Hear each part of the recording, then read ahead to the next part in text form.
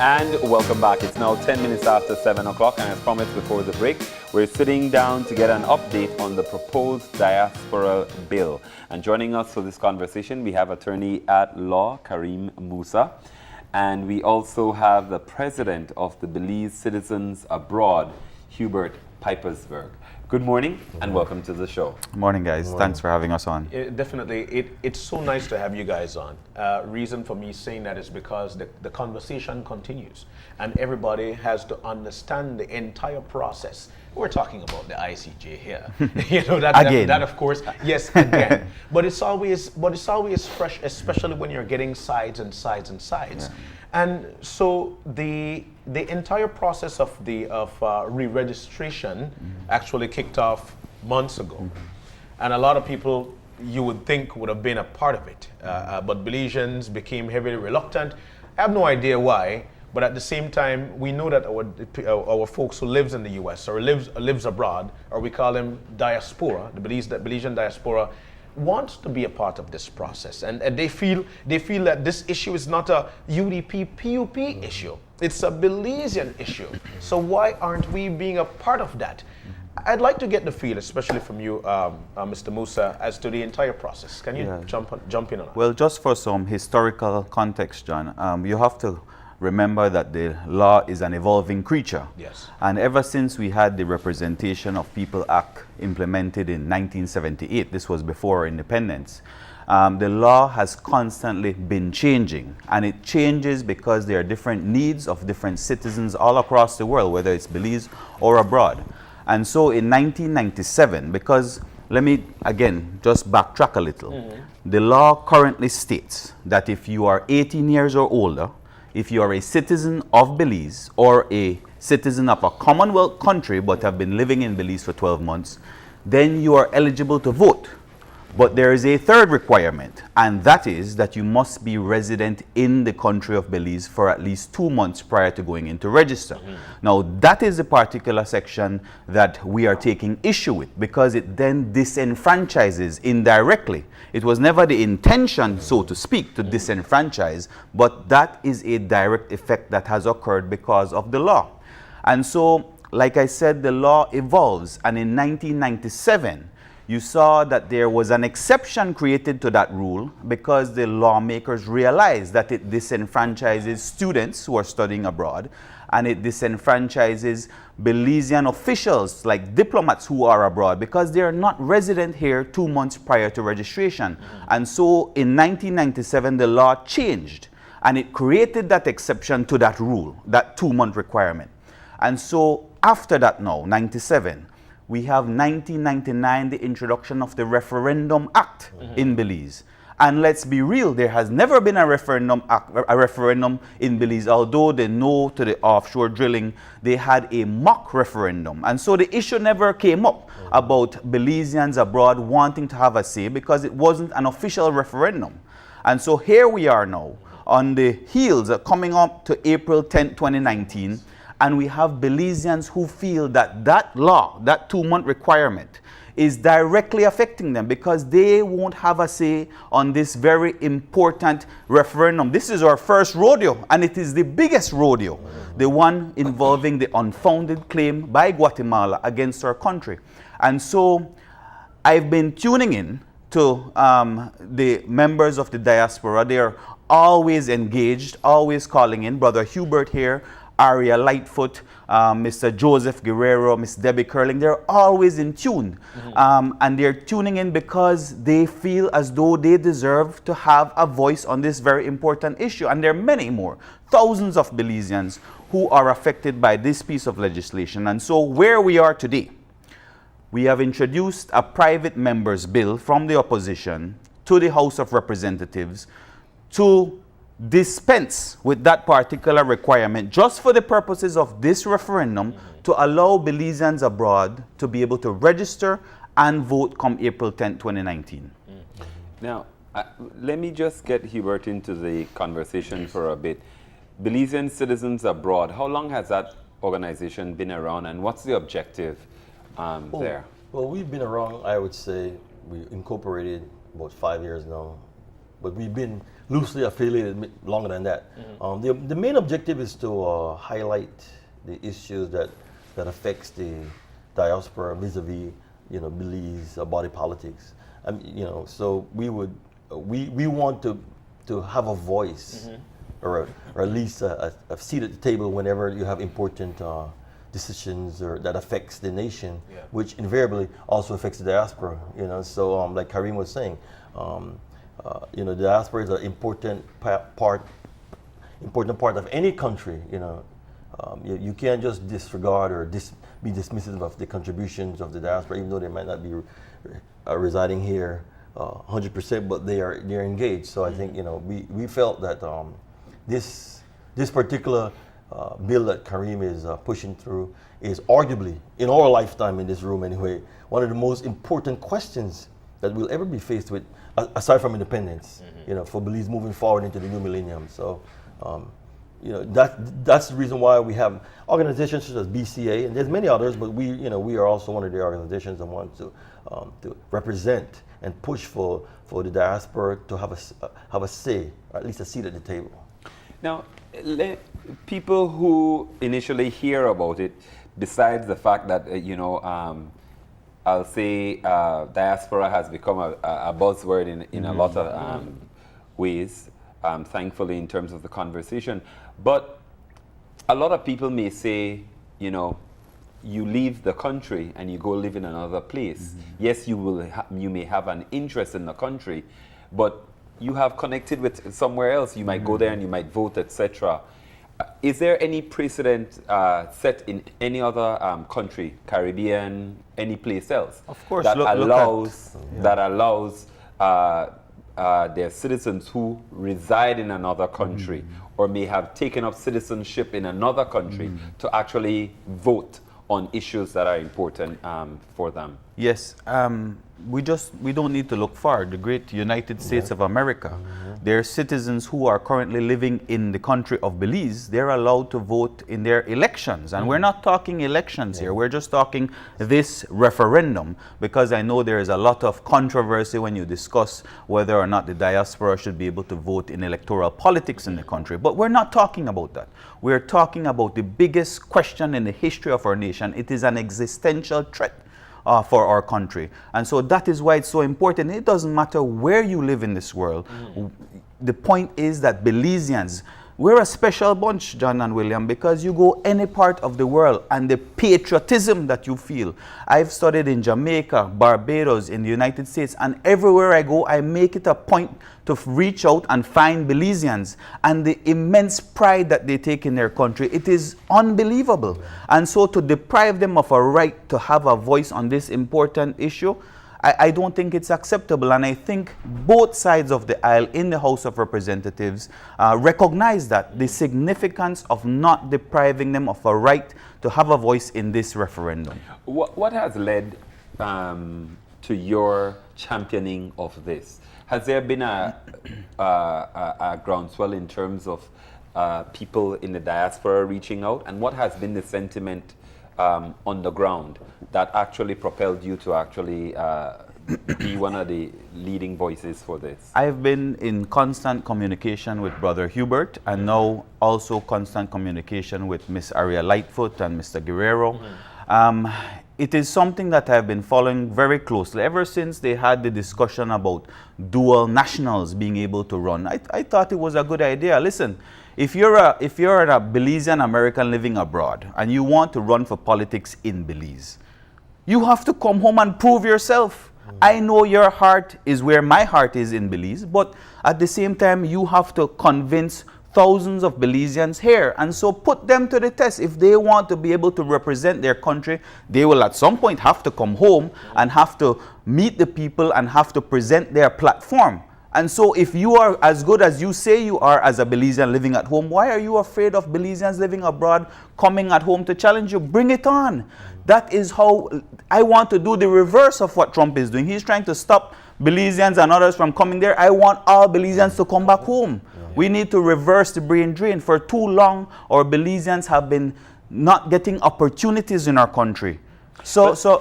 Let me just ask something, because you raised something and I smile simply because we've done it for sports, but still there's a little lingering resentment by Belizeans at home. You know, when you say, you know, you have the Belizean, I don't like the word Belam or Belizean American, but you know, you have that as a part of the phenomenon that has propelled us in sports, in basketball in particular. We've done it with football as well.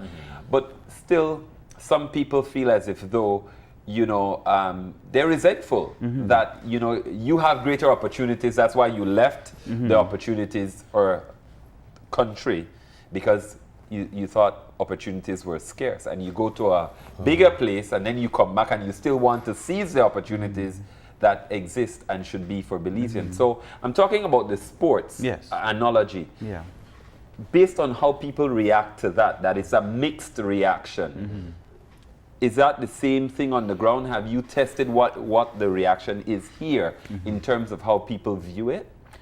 I think that when we look at sports, putting sports under the microscope, that's a prime example, William, that the Belizeans who are successful abroad, anytime there is a success story, we Belizeans cling on to it and we identify those peoples as being Belizean. We don't say they're American Belizean. We say they are Belizean, whether it's Marion Jones, whether it's Jarrell Miller, whether it's any of them, Simone Biles, any of them. We cling on to them and we say they are Belizean. And so it has to be a two-way street. It cannot be that we claim you sometimes and then when it's time to come to vote, we say, oh, you can't vote in our referendum. I'm not talking elections. We're talking the ICJ referendum. Why are we going to deprive them of that? It makes no sense. So, Hubert, the BCB, how many people are actually registered as a part of the BC? All right, BCA. So that's Belizean Citizens Abroad, BCA. How many people are a part of that? And what are they saying about this entire process? Well, I'm part of the executive. We have, we don't necessarily have any groups that, that follow us per se, like that's registered like that. Or because of the nature of social media, we have thousands of Belizeans that identify with what we're doing. And it's just to kind of dovetail what Kareem is saying. Okay, there's basically three things as it relates to the ICJ and referendum. Okay, the way Belize electoral politics is currently constructed, you have to, in order for you to vote, you have to live in a particular area. Like for example, I'd have to live in Caribbean Shores, Freetown, Collet, what have you. So that's the only way I can vote. But what we're saying, our push is to say, look, let's have what we would consider an international registry of electors without constituency, just for the purpose of the ICJ referendum. So for example, and we're also saying, well, let's do it at the embassies. We have embassies all over the world. I could right now in Belize, in order for me to register, I take a birth paper or a passport. We could do the same thing there. So there's really no excuse in terms of logistics or in technology why we could not have Belizeans abroad register at these various consulates and embassies all over the world. So it's just a matter of having the political will to say, look, we're going to engage in this process and see what occurs. So, and one last thing, if I might add, is that the diaspora is not a term that's just loosely put out there. I mean, these are actually Belizeans who actually care about this country and the direction it's going, and also the socio-economic direction that the country needs to go. So, I mean, it's not just a loosey-goosey kind of thing. People really actually care about this country, I agree with you that you have a lot of Belizeans who are in the diaspora that do care and sometimes are more Belizean than some of us who, in terms of what they practice. Now, the interesting thing, because we've been talking about the migration of Belizeans from the 60s, in major areas you have California, LA, New York, Chicago, you have thousands and how would you manage and what would qualify somebody to actually vote? Because those are some of the things that the devil for me will always be in the details. Sure. And how will you,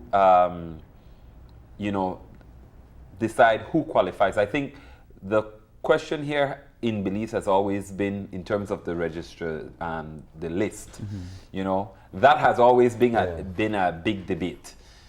So I'm wondering how will you say someone qualifies or doesn't qualify, and who will keep track of those people? Okay, so currently, in order for you to, as I mentioned before, in order for you to register in Belize, you have to show up with a birth paper and I believe a passport with Social. or social. So I can get a passport if I'm living in Los Angeles, New York, from anywhere in the embassies, Chicago. So so I mean, and that's and even with the biometric challenges. So the point I'm making is that it shouldn't be an impediment, because if the same way you can verify it here, you can use the same conduit to verify it over there. You know.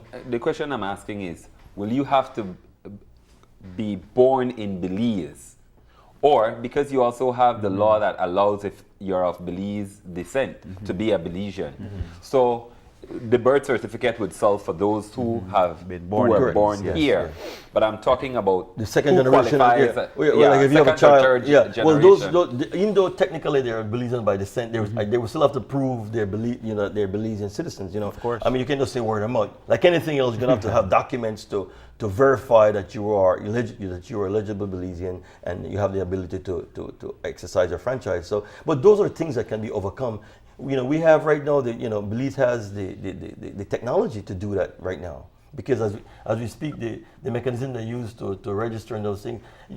Look, if you have an internet connection, you can verify anything, in less than 10 seconds. So, I mean, the point is that we need to really look at how we can unify as opposed to find impediments for this unity. And I think that's what we need, a unification of the Belizean people without regard to geography. And I think that's the salient message that we really want to, leave here with today. You know, one of the things that because this situation actually is picking up some steam, and I think Belizeans definitely will want to jump on stream on it with it, because let's face the fact, once Belizean, always Belizean, like you mentioned. But in reading an excerpt from one of the newspapers, actually one of the headlines, AG Perifeed fearful of Guatemala response in Diaspora Belizean allowed to vote in the ICJ. What's your take on this, or both of you? Those comments, I would say, are regrettable, because it should never be that we as a country operate at the whims of Guatemala, or that we operate out of fear of something Guatemala might think of us.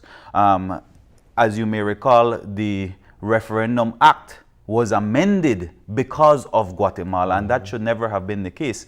We used to have a requirement that 60% of the registered voters would have to turn out at the referendum in order for it to be valid.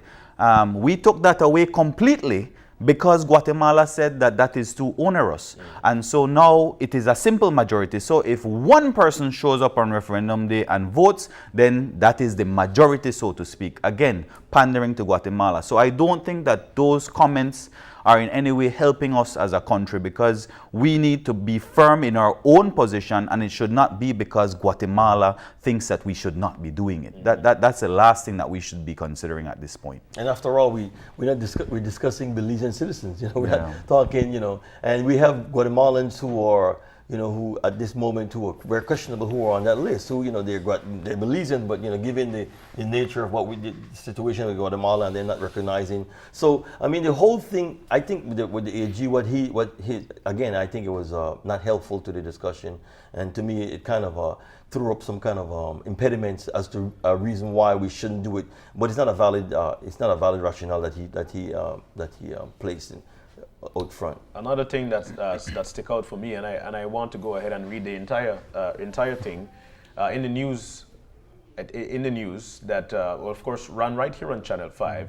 You were there in the House, whereby you brought up the bill, and the PM went on record that we've got here without getting into the members' bills and the actual contents. Maybe I can just set out some general principles that our side would be able to live with.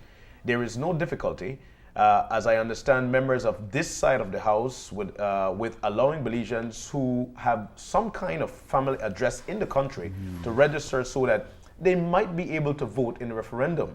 Now, the question as to whether such a thing finds favor with the majority of Belizeans living at home is another one.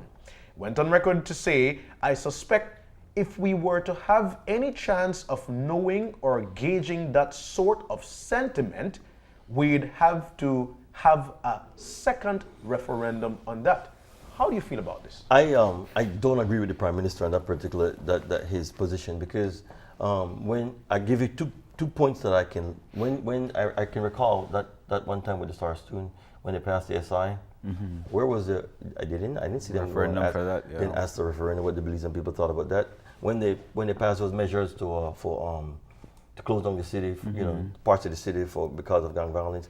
I don't see them going to the and these are very important issues. So I think that the Prime Minister might be nitpicking at a particular thing, and I you know, I mean, the Prime Minister probably believe that we need to consult the Belizean people for this particular thing. I'm not going to dismiss it, but I'm saying it's inconsistent with what I've seen done as it relates to certain things when we want to push certain things forward. So I would, you know, I would like to see a referendum on whether or not we should allow Guatemalan citizens to become Belizean citizens. You know, what about that? You know, I mean, I don't see anybody bat their eyes about that. It's like, oh, well, you know, you could do it. So, I mean, this is a kind of inconsistent and a kind of strange inconsistency, I might say, that we find ourselves in. You know, I mean, we want to be able to engage our Belizean people, but we want to do it as kind of like, okay, let's test the waters first. Why? When we're talking about Belizean citizens, after all. Now, you have a timeline that we're working against, and you're talking about, putting a huge amount of resources in terms of cataloging all the Belizeans who are abroad and getting them registered. Is it doable within the time frame? Well, as you could tell from the House meeting on the last occasion, there are several noticeable impediments with the members' bill, with a private members' bill. First of all, it's a lengthy process, long process of publication. We've gone through that stage of it, satisfying the 3 weeks consecutive publications in the Gazette and in the newspaper. And so the next step in the process is that the bill would be read for a first time in the House of Representatives, and then Madam Speaker will then put it to the floor that we can move on from there. It's not that the bill is passed. We can move on to the next step from there. And the bad news about that is that it then requires a 3-month consultation process, which takes us beyond April. Let's be real. But let me just say this, that the Prime Minister, as John rightly pointed out, has gone on record, and I'm thankful for that. That is the good news coming out from the last House meeting. He has gone on record to say, in general, I agree with it in principle. Now, the bill, as it is currently structured and presented before the House, is very simple. It just says that Belizeans abroad, we can dispense with the 2-month requirement, and they can register. So if the Prime Minister wants, he can in one day, the way we do bills every House meeting, pass 3 readings and amend the bill. That bill that we have presented doesn't include registrations abroad, doesn't include voting abroad. It just removes the 2-month requirement. So if Belizeans abroad wanted to come home and register and wanted to come home and vote, they can do so. But what we're saying, and what I mentioned to the Prime Minister, in order for us to get a greater number of Belizeans, we need to create a special schedule, a list of regulations of how it will work, the nuts and bolts, if we are to consider registering and voting abroad at our embassies and at our councils. So like I said, the bill as presented before the House, the Prime Minister can sign that right now, and we can dispense with the 2-month requirement, and it would satisfy what he is on record saying that he can agree to. So again, moving forward, it's just a matter of the regulations, but if he doesn't want to even look at the regulations, he can pass the law right now, and Belizeans abroad can come home and register to vote right now. So, as I've mentioned also too, the 2-month domicile, look, I don't have an issue with it, but okay, you have to be here for 2 months to register. Then, so that would mean you have to come here, register, then come back and vote again. So that, I mean, you asked a question. It's not practical. It's just not practical. You asked a question regarding, for example, in the UK.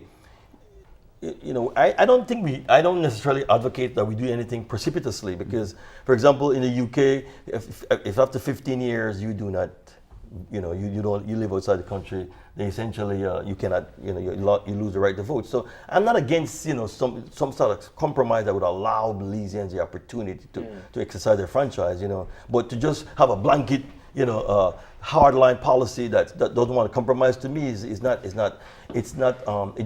helpful to the discussion that we're trying to have. Now, the other question that I have is, because you mentioned something about coming home to register and how it would work. Would there be a separation between the votes and the counting of the votes to say this is what people in the diaspora? I would say no. Yeah. I would say there is not a separation of the votes, but there will be a separation of the voters' lists.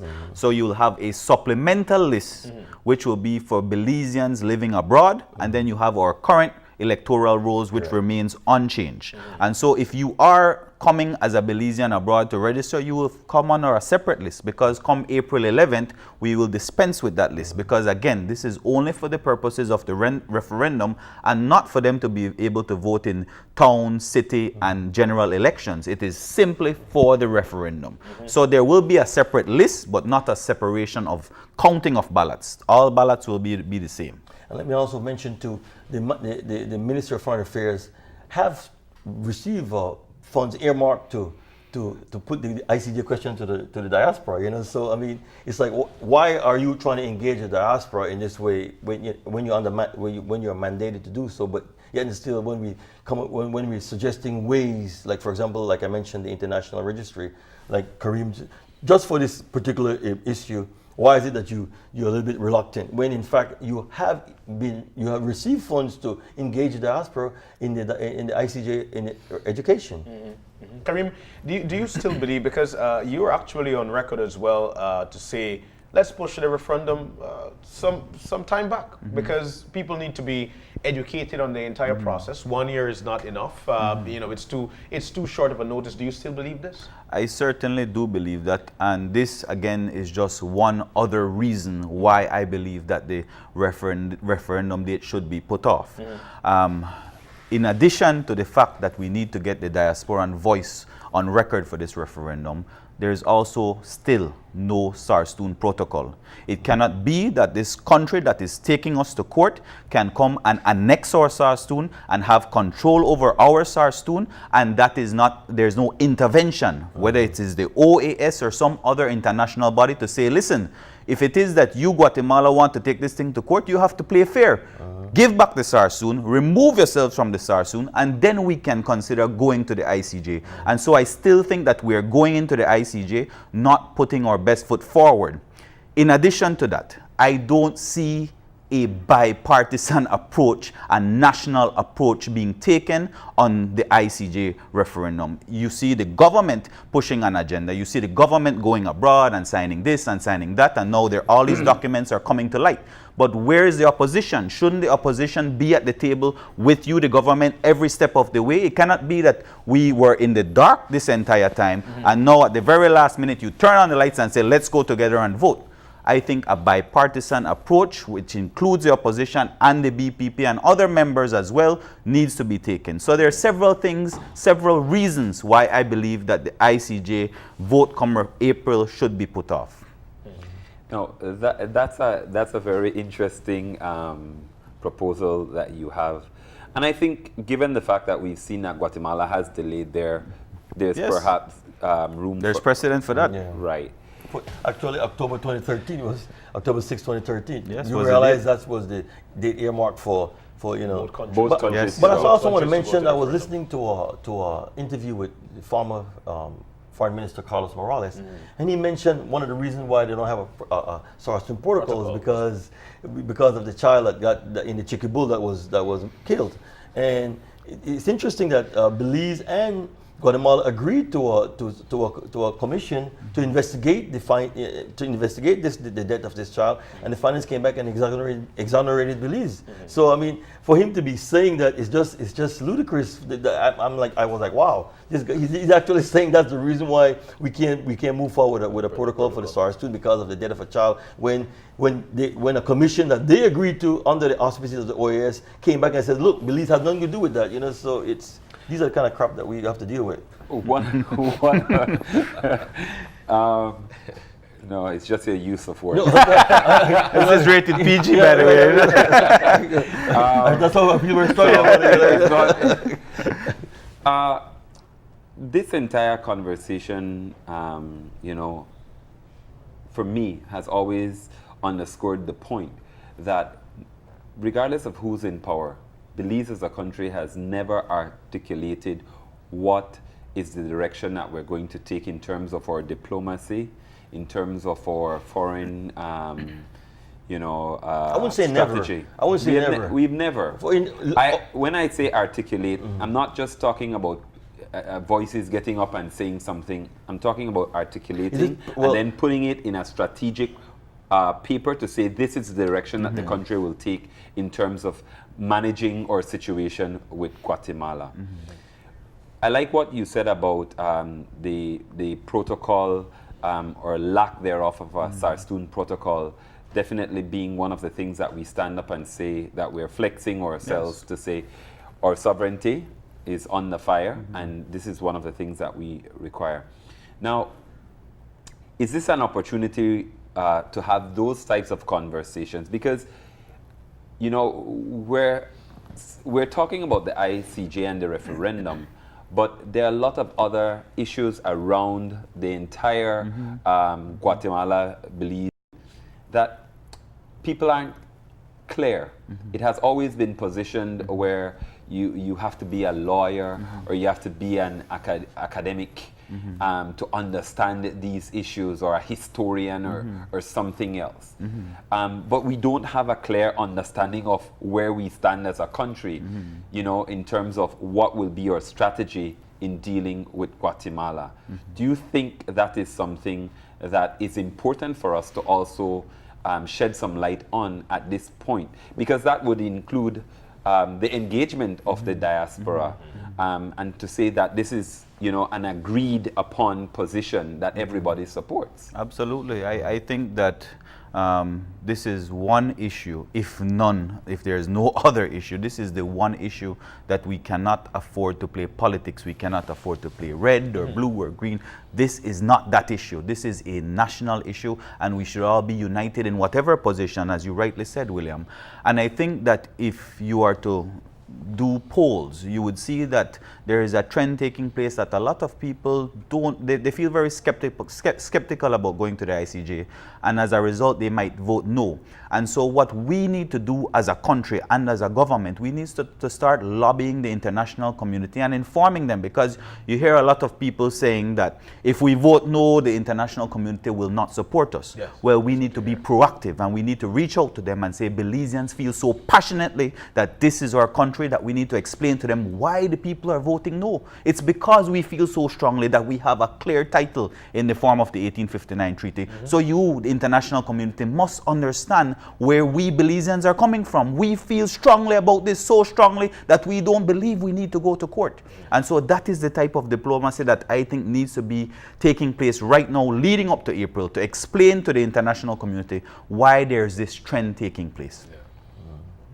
I ask a question because I know even now, looking back at independence, you know, there's always been this talk about the internationalization of the Belize position. But we've not seen that in terms of dealing with Guatemala post independence. And I think that's an important thing for us to look at seriously as a country. Absolutely. The reason why I'm raising that particular point is, even though we're discussing the referendum, there are all these other issues. And I think the issue of access to Belizeans in the diaspora is another one that complicates it further.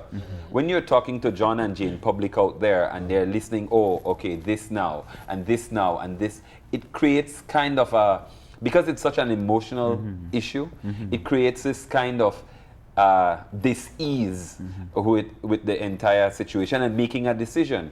And you know, very often in Belize, when you're not comfortable with making a decision, you do nothing. Yeah. And that's the fear. Yes. That people will not go out and vote. They'll not do this. They'll not do that. But, you know, just sit on the fence and see what happens. Is this an issue that we can sit on the fence? It is most certainly not an issue. I think, and a lot of people, like what you rightly said, William, they're not even going to register because they're supposedly no to the ICJ. No, you're not no to the ICJ. You won't even appear as having a voice in the ICJ if you don't go and register. Yeah. And so if you are a no to the ICJ, you must first register, and you must, William, go out and express yourself and vote no to the ICJ. And it's similar for the yes. If you want to go to the ICJ, you have to register. But I do feel that sentiment that you're saying, William, that a lot of people are on the fence, kind of like we're all like deer in headlights. We're not sure which way to go. And so some of us might actually say it's best to just stay home and status quo remains. But I want to encourage everybody that this is an existential threat. We need vast amounts of Belizeans to voice whatever their opinion may be on this. Whatever your conscience tells you, whatever your heart tells you, come out and vote, whether it's yes or no. You know, the sentiment of Belizean, and I know that time is not on our side, but the sentiment of Belizean for those who are heavily reluctant to even go and register is because they feel it's a political issue. This one said this, that one said that. And so therefore people are tired of this. Yes. They're so tired of this. And again, like you rightly mentioned, people need to understand this one particular thing. Yeah. This is not a political issue. It is an issue for the entire country. Everybody's supposed to get up, go and register. That's right. And go out there and Here we have a group of Belizeans fighting to register, fighting the vote. And only have Belizeans right at home who don't register and who don't want to vote. But I think it's always going to have a certain degree of apathy with everything. But with this particular issue, it should transcend party politics, and it certainly should be an issue that should galvanize us to unite, you know, around a commonality that you were saying. I mean, the only time I've seen where we have a commonality of a message was leading up to independence, when we were pushing for independence. But post-independence, we from top to bottom, we have been very disjointed and not really have a focused, coherent policy for Guatemala. So aside from the fact that we saying, you know, if you follow the process, the historical process, you know, facilitation process, negotiations, then CBM, then we have the special, the compromise. So I don't know. All I can tell Belizeans, look, in the history of your country and your lifetime, this is going to be the most important issue that you ever face with in your lifetime, young and old. So you need to be able to have the opportunity to register concern, to exercise your franchise. I say register and go out and vote however you want, but register and vote. Yeah. That's my message to them. Now, Kareem, you outlined no, just They're giving you the eye? No. You could feel it, no? Yeah, I'm not looking at it. No, because I think the final thing I want to ask is, you outlined the process, that it has to go, the speaker will, you know, at the next ordinary sitting, which there are not many ordinary sittings. We're looking at the end of January, early February as the next ordinary sitting. There's a 3-month consultation. Then there's a Senate Select Committee that goes into looking at the bill. So there's a lot of analysis. So what's next in terms of it? And should the referendum still take place when it's scheduled to? Yes.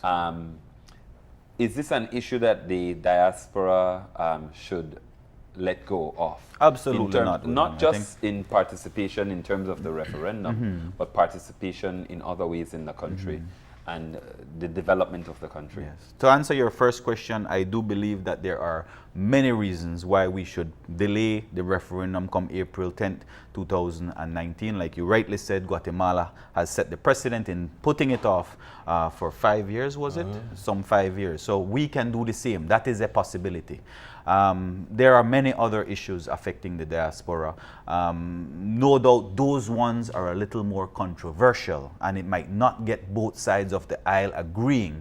But what I think the strong point we leave here today feeling is that the Prime Minister is on record saying that he agrees in principle. And so let us move from there. Let us move from there that both sides of the aisle can agree in principle on certain things, find that middle ground, and let us give that voice to the diaspora voters. All right. Any final words, Hubert? Well, I just want to say that as it stands right now, we do have the right to vote if you can be domiciled for 2 months, register. So that's not really an issue per se, but it's the mechanics behind doing that. So that's what we're hoping that we can alter for the sake of the referendum. So that, I'm hoping that the Prime Minister, he has some, I've seen his son shine, on record saying that he supports it. So hopefully he can lobby his dad, and we can, we can get some traction on this. So. All right. Well, gentlemen, thank you very much for joining us. Thank you for this guys very much. conversation. With that, we're smack out of time, and we're going to go ahead and take a break. And when we come back, it'll be to look at the ID7 feature. Don't go anywhere. Open your eyes. We'll be right back after these messages.